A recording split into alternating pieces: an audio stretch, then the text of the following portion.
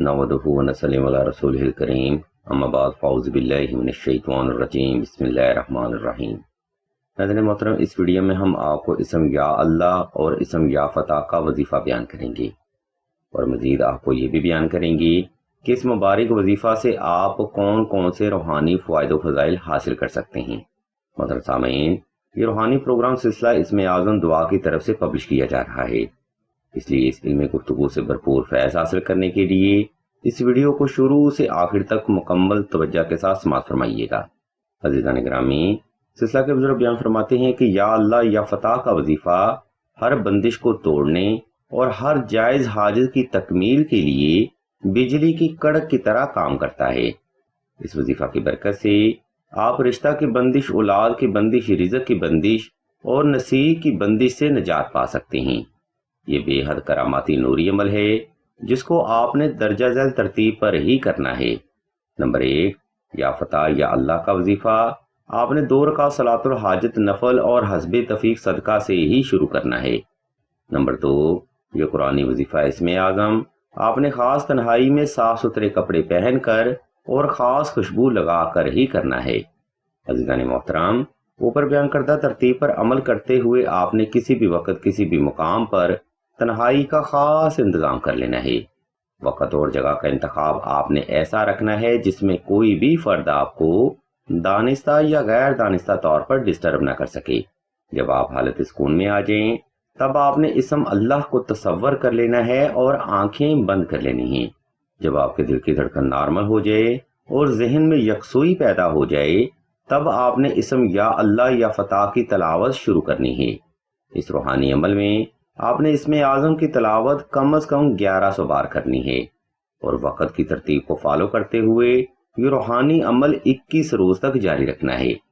मोहतरम सामीन, इस रूहानी अमल को तमाम करने के बाद आपने अल्लाह की बारगाह में एक लंबा सजदा हाजत अदा करना है जिसमें आपने अपनी जायज़ हाजत को अल्लाह के हुजूर बड़े अदब और आजिज़ी से रखना है। नाज़रीन इकराम, या अल्लाह या फ़ता का वजीफ़ा यहाँ पर तमाम होता है। अगर आपको किसी बात की समझ ना आए तो वीडियो का ये हिस्सा दोबारा फिर से मुलाज़ा फरमाएं या फिर मज़ीद रहनुमाई के लिए आप सिलसिला के खलीफा से रब्ता करें ताकि वजीफ़ा करने में आज से कोई कोताही का मामला ना रहे।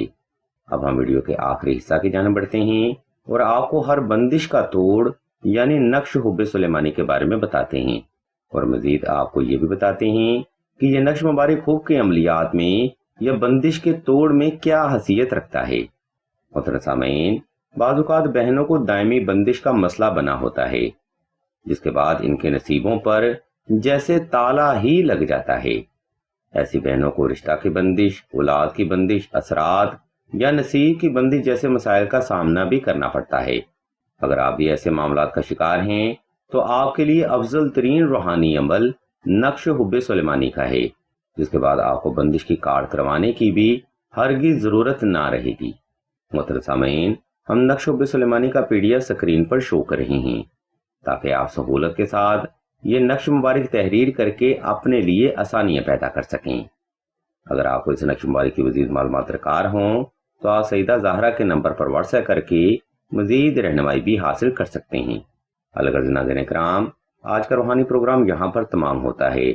इस इल्मी गुफ्तगू में हमने आपको या अल्लाह या फ़ता का वजीफ़ा मुकम्मल वजाहत के साथ बयान कर दिया है। अगर आपको हमारी ये इल्मी काविश पसंद आए तो हमारे इस चैनल इसमें आज़म दुआ को सब्सक्राइब करके घंटी के आइकॉन को प्रेस कर दें और आल के ऑप्शन को भी लाजमी दबा दें ताकि हुसूल इल्म के लिए कोई भी रूहानी प्रोग्राम आपसे मिस ना हो सके। हम भी अल्लाह के हुजूर दुआ करते हैं कि तमाम मुसलमानों को अपने हिफ्ज़ व ईमान में रखें और तमाम मुसलमानों की तमाम नेक और जायज़ हजात को सदका मोहम्मद वाले मोहम्मद की निस्बत से जल्द पूरा फरमाएं। आमीन सुम्मा आमीन या रब्बुल आलमीन।